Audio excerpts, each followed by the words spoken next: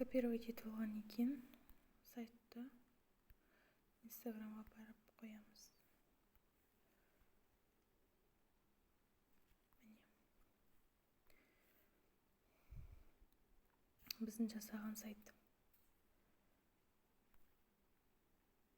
Міне. WhatsAppқа апарат үстін басамыз.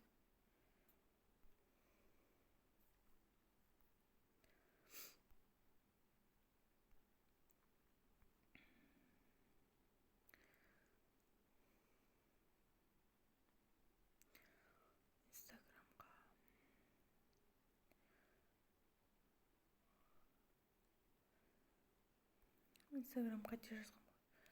Енді қараңыз.